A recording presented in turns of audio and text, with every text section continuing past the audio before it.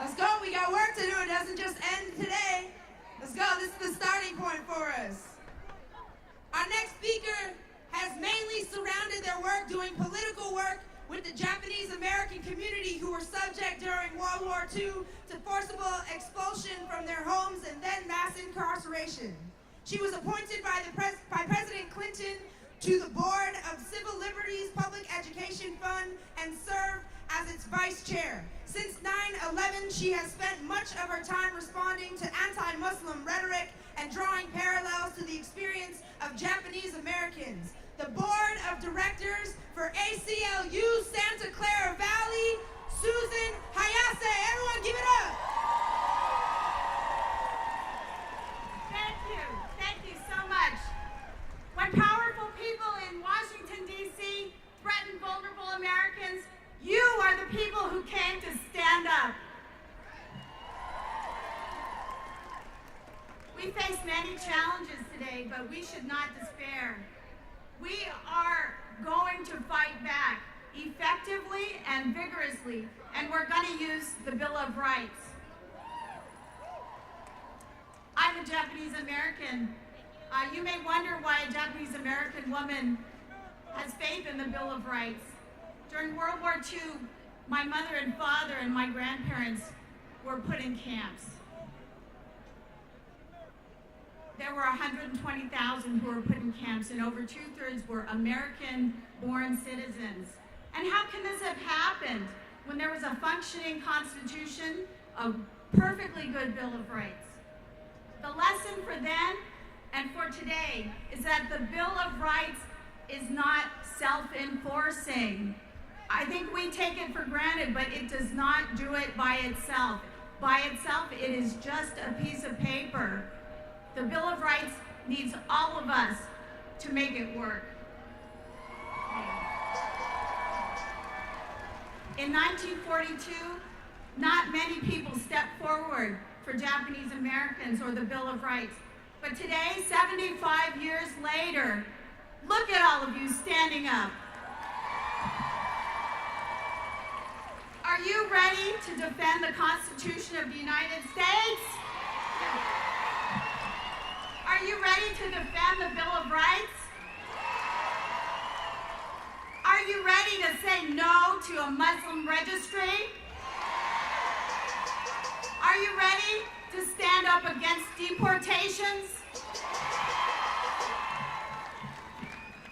The ACLU has been working to defend the Bill of Rights for 100 years, and it has been getting ready for the fight that we're currently in.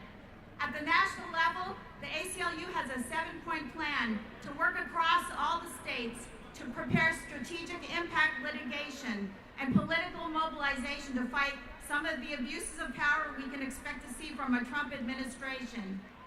But the big question is, what can you do? I've been asked, do we have to be marching all the time? Will that work? And how will that stop abuses? Let me describe the ACLU strategy. In order to counter these anticipated attacks, we have to change some laws. And that's where you come in. We need you to help us pass these laws.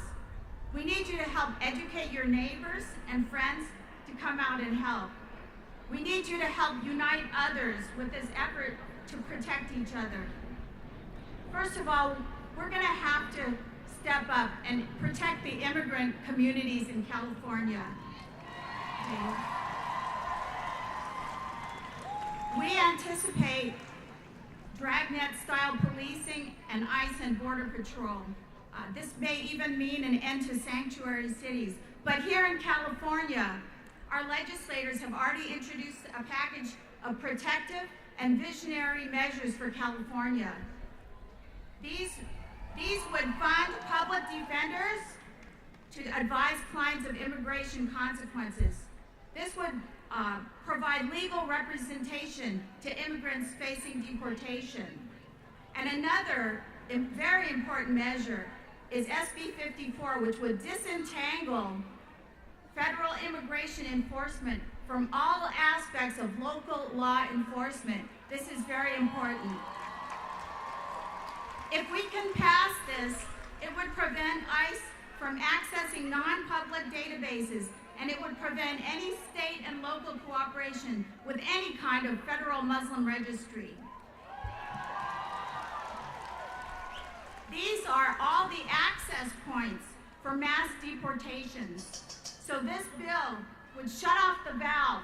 We have to pass this bill. Secondly, the ACLU will be working to expand protections of Muslims and other religious minorities. Trump has advocated profiling U.S. Muslims as a counterterrorism tool, but in many cases, what that amounts to is electronic stop and frisk through technology surveillance.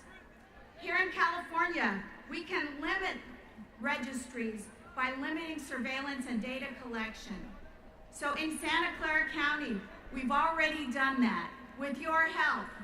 We've stopped random technology surveillance adoption. We've mandated that public agencies who want to use this kind of surveillance must first develop a use policy with public input and public oversight.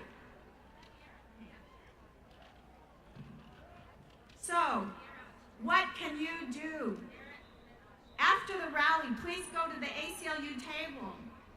Join us in taking action on critical legislation by following our action alerts online. You can sign up, follow through, sign petitions, call your elected officials, and say yes when we call on you to attend a lobby visit in your district. Please join us becoming a local advocate by working with our staff or your local chapter to develop and carry out strategies to change the law in your cities to protect the vulnerable. Join us in providing Know Your Rights workshops in classrooms and to community groups.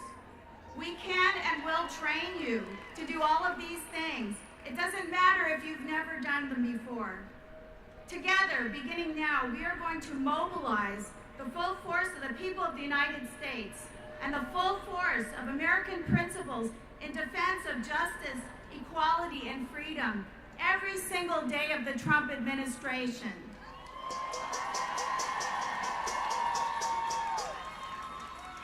We did it for every single day of the Obama administration, and we will for every president that comes along. With your help.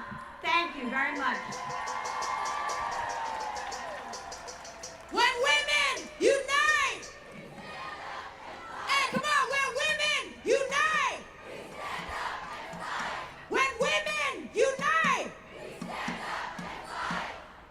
Yo, we're gonna bring up another very powerful woman on stage for us, okay? She's an active member of the San Jose community for more than over 30 years. She was selected as one of Women of Color in Technology Who Make a Difference by U.S. Black Engineer magazine in 2000.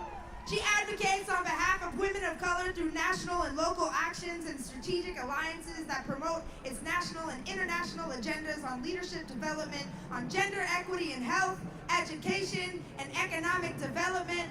Board President of National Coalition of 100 Black Women of Silicon Valley, Viera Y, y'all.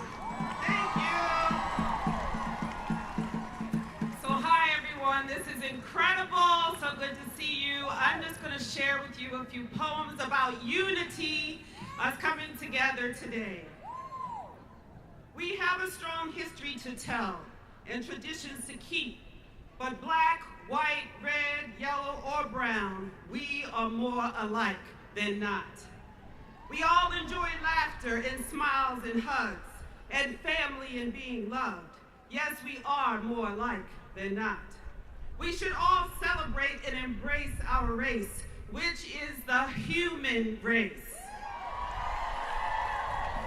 And have wealth and health and good education and live in peace, because we are more alike than not. We all have dreams and hopes of dreams becoming reality. We really should come together more often, be together more often, sing together more often, and cry together, and laugh together, and dance together more often.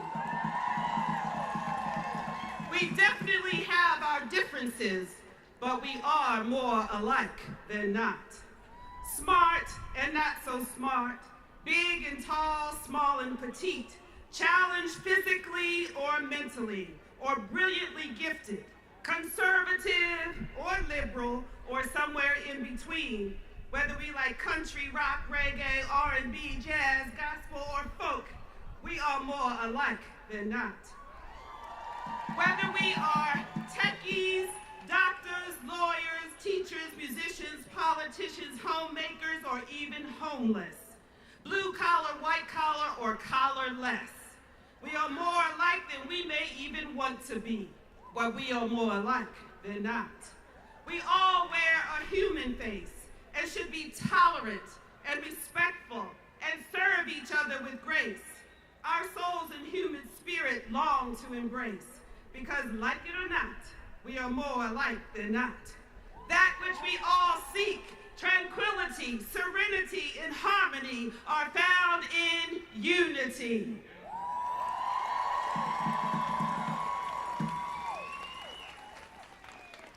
In the face of idiocy, we choose unity. In the face of sexism, racism, xenophobia, misogyny, we choose unity. We must overcome ignorance with knowledge. We must overcome stupidity with intelligence. We must overcome selfishness with sharing. We must overcome hatred with love. We must overcome obnoxiousness with common sense. We must overcome divisiveness with unity. We are in a world where one man's ego and power trip could destroy our climate and turn our world upside down. We must stand together. We must be strong. United we stand, divided we fall. And my last comments. Each and every day, we have the opportunity to give each other love and sensitivity. I'm speaking to the minds of my brothers and sisters about the facts of oppression's reality. Something devouring to the minds of our people if we do not take heed of our responsibility. Listen to the message consciously, and we will make a step toward unity. Each one must reach one and believe that we have the souls of serenity. We come from this rich land where equality must be our destiny. A nation of people under the same belief is the key ingredient to unity. Thank you. Unity, unity. Let's come together in unity. Unity, unity. That's what we need is more unity. That's what we need. That's what we need is more unity. All right. Woo! That UNITY, you know that, right? Right? You gotta have that unity up in there. Hey, y'all, I'm not gonna front. I'm pretty honored that I get to introduce the next person. I'm not super used to seeing a lot of South Asian folks where I'm from in LA being active and trying to radically change policy and things. So I'm very excited that I get to introduce the first Indian American to be elected to the San Jose City Council, where he currently represents District 27, one of the foremost advocates of clean energy and reducing our dependence on fossil fuels while preserving our open spaces and protecting our surrounding habitat. This person has been a voice for public safety, better schools, improved public transportation, and a healthier environment. Y'all give it up for Ash Kara.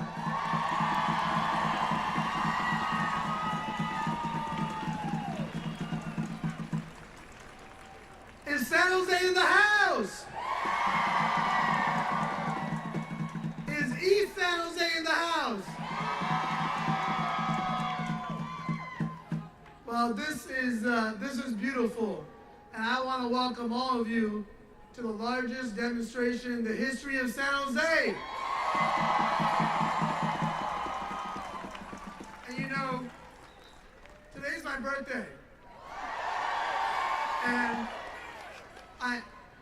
today I turned 45 years old, and yesterday it seems like the country turned back at least 45 years, right? And minutes after this guy got sworn into office, they deleted a whole bunch of pages off the White House website.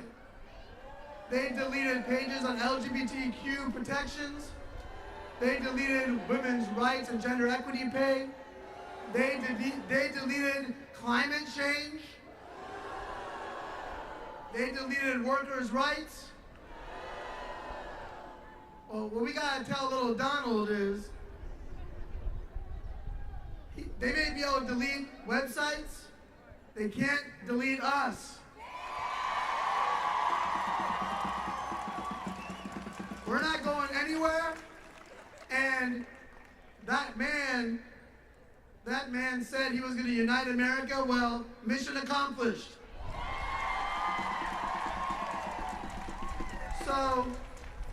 So as your state assembly member, and we heard a little bit about what the state is doing, I just gotta tell you this and make it very clear. We're calling ourselves the Resistance in Sacramento for a reason. Our state assembly under the leadership of Speaker Anthony Rendon, our Senate under the leadership of President Pro Tem Kevin De Leon, and our Governor Jerry Brown have all made a very clear stand and clear commitment that we are not going to let this White House come into our state and take away our rights and do anything to harm our people. We are going to protect you. We are going to protect you. We're going to protect a woman's right to choose. We're going to protect the LGBT community. And we're sure as hell going to protect our undocumented neighbors. Now is the time. I mean, look at this. I mean, this is really beautiful.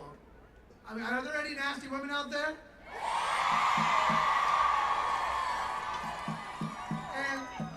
And I see some guys out there. Are there any bad hombres out there? Right? Well, the beautiful thing is that there are millions of us right now. Millions of us in the streets right now. And that's a beautiful thing. But the power of us coming together is what we do tomorrow, right? And the beautiful thing is that we don't have to make anything up. We have plenty of examples of how we use our individual and community power for positive change. All we gotta do is look at Sojourner Truth and Harriet Tubman, who are willing to give up their lives, for racial justice, to free the slaves, and for women's rights and the suffragette movement. We have people in the civil rights movement that gave their lives. We know this. We know what they did. What we are up against is nothing compared to what those that came before us went through. When Dolores Huerta was beaten, when Dr. King was jailed, we know what they went through. The question is, are we willing to go through the same thing? Are we willing to go to jail? Are we willing to get beaten? Are we willing to die to protect one another? And so, we're in San Jose. We have a beautiful community here. There's a beautiful rally in San Francisco and Oakland, all these wonderful communities. But you know what? Those that need the protection the most are in places all around our country where they are going to lose the right to choose, where the LGBTQ community is right now facing such horrific prospects in the years ahead, where we're going to see an escalation of our undocumented brothers and sisters being deported. So what we have to do once again is go back in the pages of history, and we have to go back to the civil rights movement and the freedom riders. The freedom riders went into the South, and many risked their lives, and many died, and many were beaten, and many were jailed, because they knew that when they were sitting in New York or in Boston, that the help was needed in Mississippi and in Alabama. So they put their lives on the line and went down there where the help was needed. So what we have to do, we have to go to protect our people no matter where they need protection. So if there are workers that are losing their ability to have a fair day's pay for a fair day's work, we have to go and stand with them and say, no, we stand with you, our sisters and brothers. If there are these Republican governors that are going to go and take away women's right to choose, we got to go there and say, no, you're not. We're not going to let this happen. And if our brothers and sisters, whether it's here in California or anywhere else in this country, are facing mass deportation, we got to go and stand in between them and those that wish to do them harm. So are you up for that challenge? Are you ready to fight? I'm ready to fight too. I'm ready to fight too, and I'm ready to fight because we're all in this together. And you empower me, and I'm here to fight with you. So thank you all so much for being here. I feel the love. I love all of you. And we must love one another, because love will always trump hate. And we know that. We know that.